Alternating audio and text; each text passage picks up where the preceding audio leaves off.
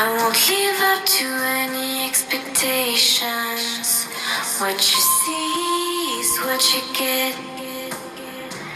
And worse yet, I can't give an explanation for why it's gray on your side. Better yet, I'll give you an indication for why you're feeling deprived.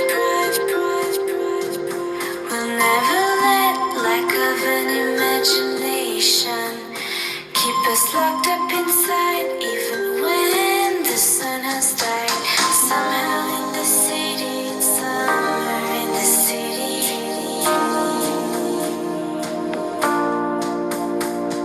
Somehow in the city, it's summer in the city.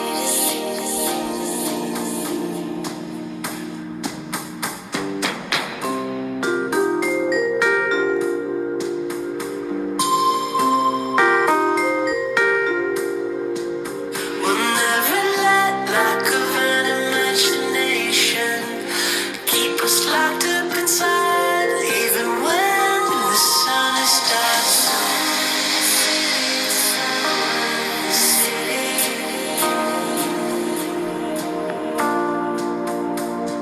Somewhere in the city, it's somewhere in the city.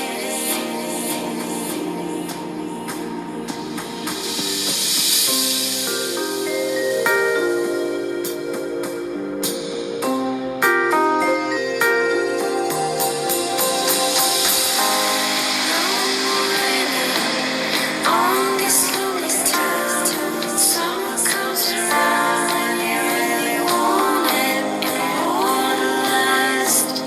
Young forever now. There's more to life than running in the circles you call. No more raining on this lonely town. Summer comes around when you really want it immortalized. Young forever now. Come on and spend the summer with me.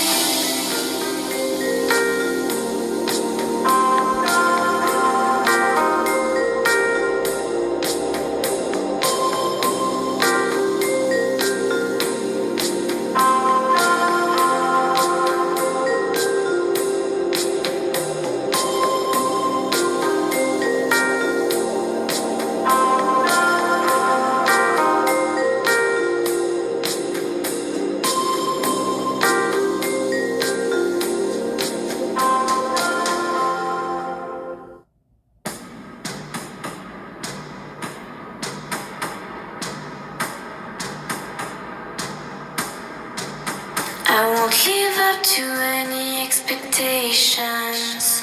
What you see is what you get.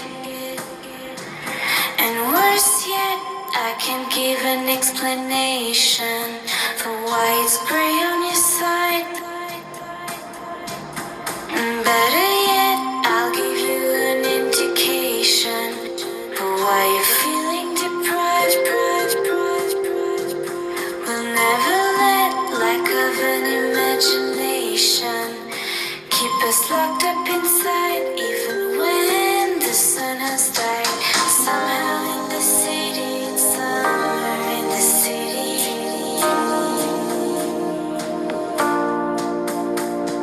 Somehow in the city, it's summer in the city.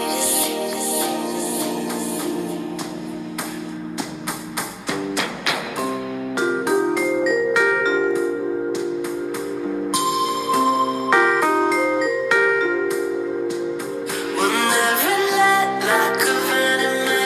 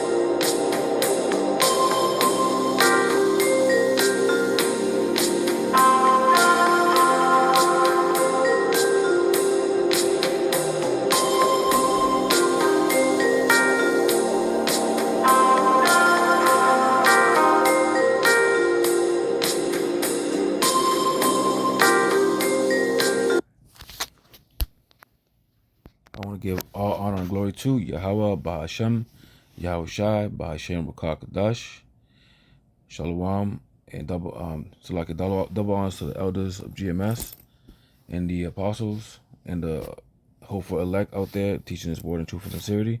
Shalom to your sisters out there, to your ribs, learning in silence and staying in order.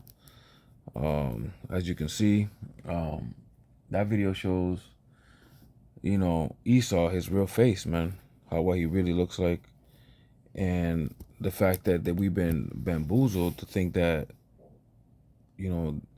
his skin tone is a beauty mark, right? Or a standard of beauty. But when you actually show him what he really looks like, you saw his face, you saw their faces. Little did they know that they was trying to put melanin on them faces with the sunscreen, because it doesn't matter how the TV views you. It doesn't matter how your new iPhone views you, your filters, your Snapchat filters. It matters about how the Lord sees you, man. You saw how the sun saw you. You were ugly, disgusting beings, and the healthiest skins were of melanated people. As one of the kids there looked like a native. The other one, looked like a Judah, female Judah, right? So this man's being revealed little by little, man. And in the 60s and 50s, you would think that those same people will look at black skin as dirty and disgusting, but as you can see, having dark skin is actually a protective layer against the sun. The Lord gave the nations that protection. And so like if somebody was coming in through my door, so I was trying to figure out who that was. Yeah, so the Lord gave all the other nations some protective layers except for Esau, because he had to put that mark on them so you could see who they are, right? The difference in it's a huge difference when somebody's born without it. There's a reason for that, man. The Lord does not love that kind of being if it was an incomplete being, right? So he's being revealed nowadays, right?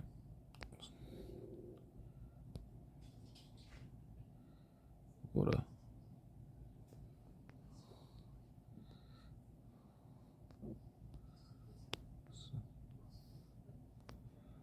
book of 2 Thessalonians chapter 2 verse 4.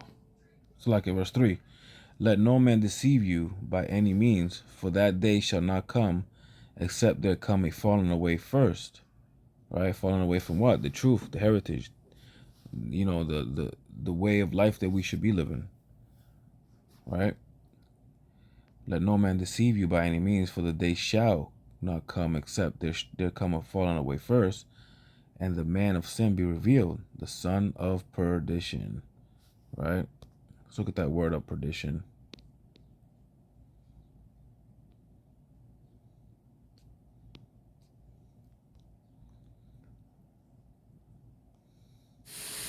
Strong's G 684. Apoleia. Apoleia. Right, which means destroying, utter destruction, a vessel, a perishing ruin, destruction of money, a destruction which consists of eternal misery and hell. Right, a vessel of destruction. Right.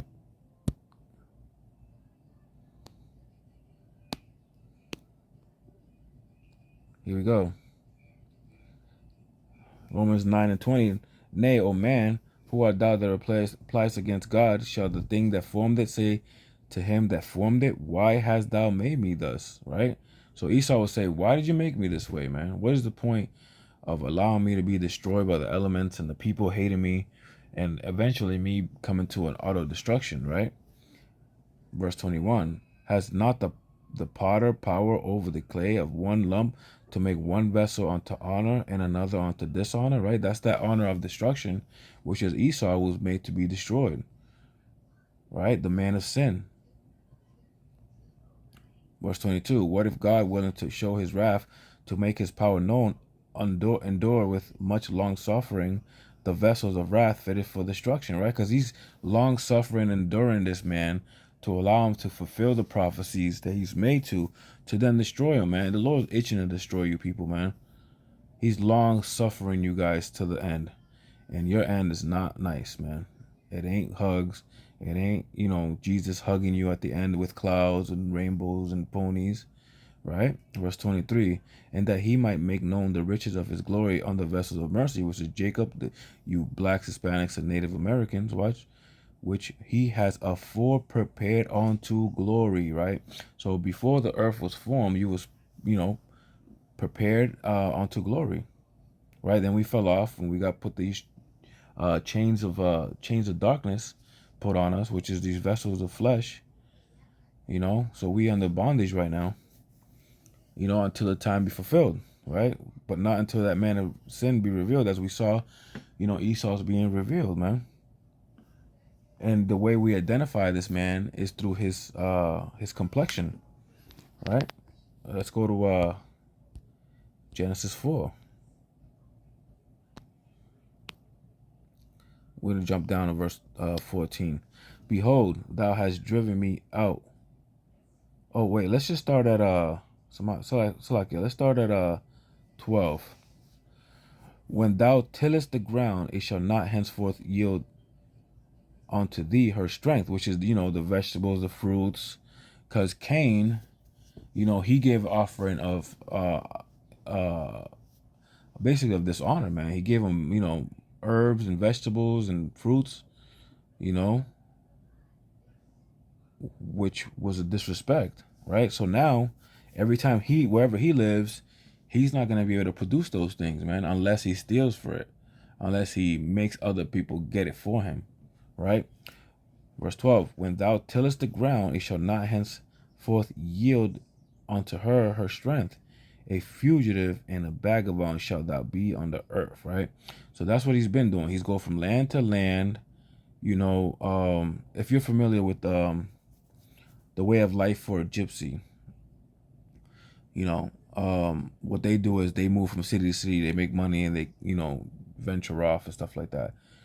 That's how you could kind of see in the big picture if you study the gypsies. They do it. They do it in a correct way, but Esau does it in a murderous, thievery and deceiving way, which he goes into a land, he'll occupy it, he'll get with the people, and then find out how to overthrow them to take the land from them. That's the incorrect way to do it. But he is going to be a fugitive and a vagabond, as you saw. He came from the caves, made his way, to different kingdoms, and there's not one kingdom that he really possesses that's really originally his, if you follow history, right? We're talking about the white man. A fugitive and a vagabond shall thou be in the earth. Verse 13. And Cain said unto Yahweh Hashem Yahushai, my punishment is greater than I could bear, right? So he's telling the Lord, like, hey, I can't take this, man. I know for a fact I'm not going to be able to survive this, right? He's thinking about himself. Verse 14, behold, thou hast driven me out this day from the face of the earth, and from the face shall I be hid. And I shall be a fugitive and a vagabond in the earth, and it shall come to pass that every one that findeth me shall slay me. Right? Because they put that mark on him. Right? Let's see here.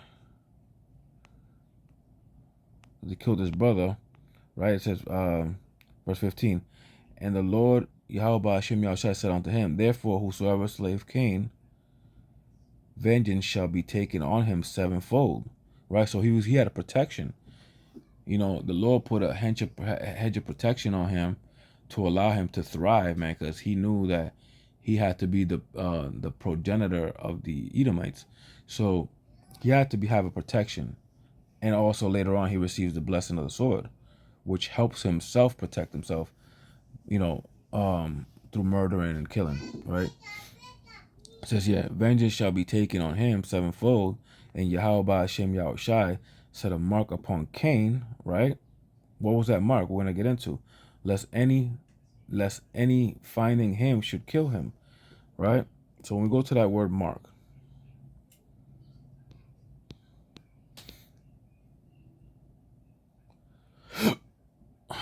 The word is oath or oath. So like, I'm trying to click this. It's oath, right? Strong's H 226. Oath. Oath. Right? Which means sign, signal, a distinguishing mark, a banner. Right? What does a banner do? When you put a banner over something, it's kind of like putting a sign over a store. It lets you know what that store is about. It lets you know, enter here if this is what you're looking for. We're looking for the man of sin right here. So this sign and this mark, this banner is what? A remembrance, a miraculous sign, an omen, a warning, a token, ensign, a standard, a miracle, a proof. So this sign or this skin change on Cain was a banner to let you know stranger danger, right? So it's like when you see this mark, know who you're dealing with. This is the man of sin, right? Let's go to Exodus chapter 4 real quick so we could see what it actually looks like.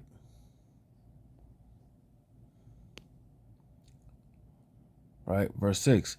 And the Lord Yahweh Hashem Yahushai said furthermore unto him, he's talking about Moses, put now thy hand into thy bosom, which is the inner pocket or the inner opening of his garment, which would be, whether a shirt, a vest, whatever it may be. Put your hand inside your garment, right? Put thine hand into thy bosom, and he put his hand into his bosom. So he did as the Lord told him. So he put his hand inside his bosom, right?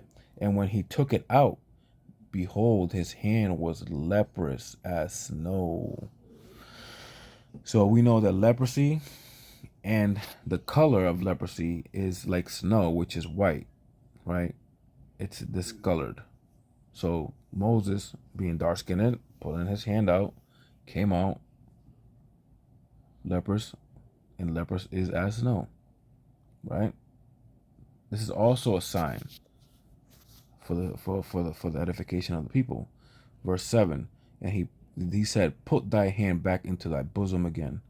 And he put his hand back into his bosom again and plucked it out of his bosom, and behold, it was turned again as his other flesh, letting you know that he was a dark-skinned man, right?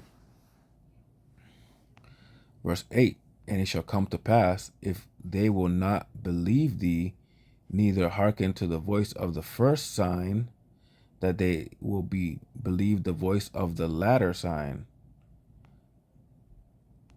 And it shall come to pass, if they will not believe also these two signs, neither hearken unto my voice, that thou shalt take of the water of the river and pour it upon the dry land, and the water which thou takest out of the river shall become blood upon the dry land. All right, this is a serious thing that the Lord told him, man, to show the Israelites to believe, right? Because then what? Blood will pursue them, man, which is Esau destroying them in the latter end, being overtaken, right? Because though hand join in hand, the wicked shall not be unpunished, as we'll see later on, right? So I'm gonna go to Numbers 12 real quick to confirm the leprosy here, because we could go all day on leprosy. So we're going to Numbers first. Numbers 12,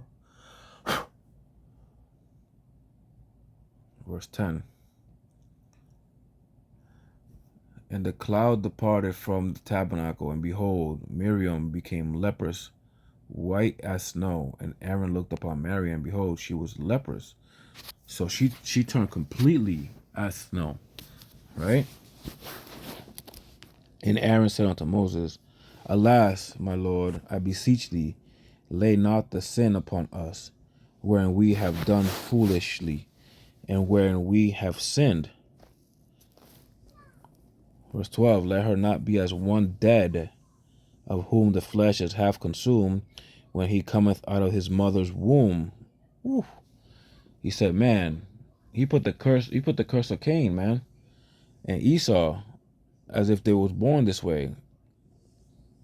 And we all know what comes with that, right? You'd be unclean, man.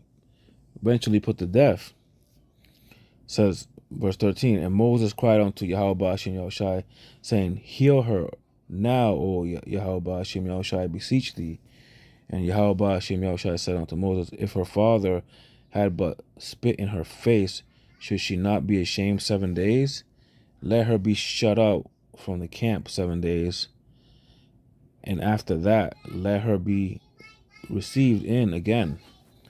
And Miriam was shut out from the camp 7 days, and the people journeyed not till Miriam was brought in again, and afterwards the people removed from Hazeroth and pitched in the wilderness of Paran. All right, so it was a scary thing for her to turn lepers to snow, man. You know, so we know that Esau came out all red, right? He came out with that leprous deformity, right? And this is the sign that was given to us to put him out the, our congregation, man. We're not to bring him into our households, into any of our dwelling places, man. We're not supposed to be hanging with this man, because even in the law, it tells you that if your walls have mildew, which is also a type of leprosy on the walls, right, or a disease on the walls, that you tear that whole house down and you get rid of the whole house and build it back up again. And if it happens again, then repeat the process, man. You're not to bring these things in the house, man. That's not that's not mildew. If you have a little bit in a loaf of bread, it just ruins the whole bread. Same thing with the house. And Esau is that mildew, that curse that we should pluck from away from us, man, and get away from. Right? Let me show you.